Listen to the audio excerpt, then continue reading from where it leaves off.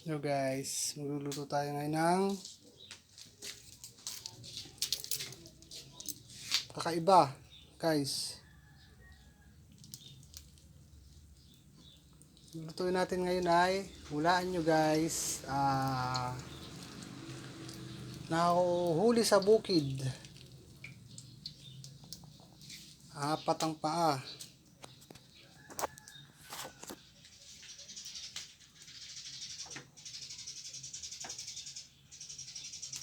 Pag nahulaan nyo guys, meron kayong premyo.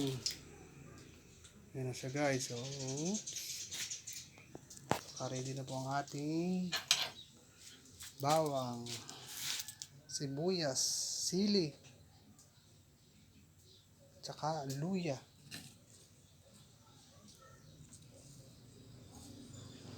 Okay, so unahin natin yung bawang.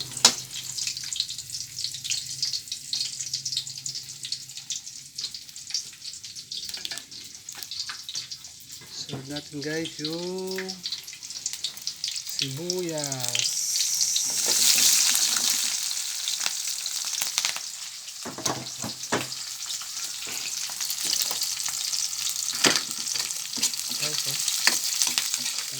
Tandaan nyo guys kung ano yung luluto natin for today. Nahuhuli sa bukid, apat ang paa, mabilis tumakbo,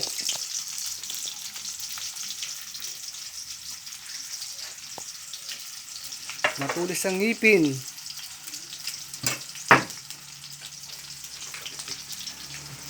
pupulahin lang natin guys yung sibuyas, luya, saka bawang, saka natin itatalbog ang recipe. Ayan po, apat po yung paa. Tandaan nyo guys, ano yan.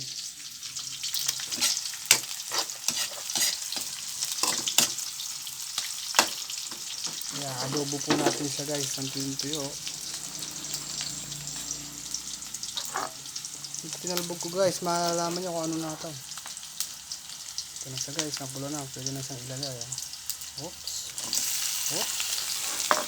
Kaya ka ng mga hita guys.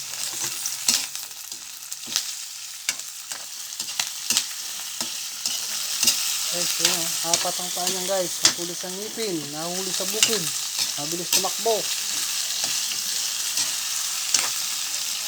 Walaan nyo guys, oh. Ano yan? Apat ang paa guys.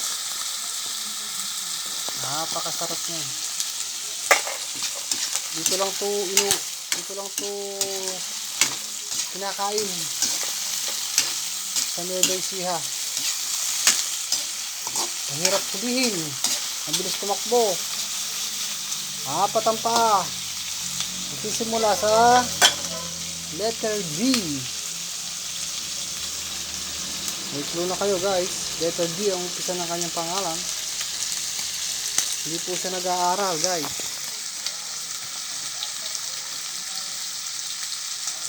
Lumulundag lang siya guys. Masarap ha. Ikaduha natin siya ng toyo, paminta, magic sarap, konting bitsin. Ayan guys, kita nyo. Lagyan natin siya guys ng konting bitsin.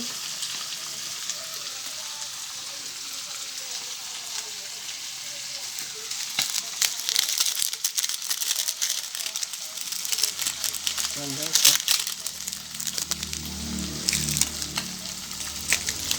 Lagyan natin ng konting magic sarap. Lagyan natin siya ng paminta. Saka natin halu-haluin. Sarap.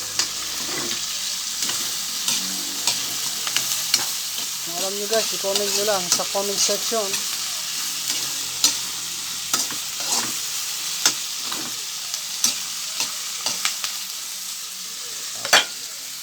Tapos guys, after nyan, lalagyan natin na siya ng toyo. At ayan po natin yung napakasarap na toyo, dato puti. Tunay na masarap. Lagyan natin siya ng toyo. Guys.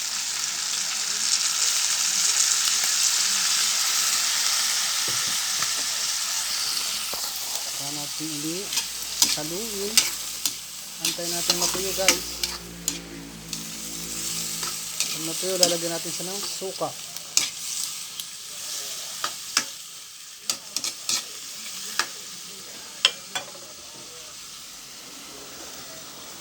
Takpan.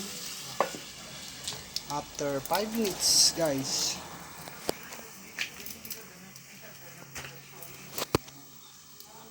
Hulaan nyo guys kung ano yun. Malapit nang maluto. Kung nahulaan nyo, i-comment nyo lang guys. See you.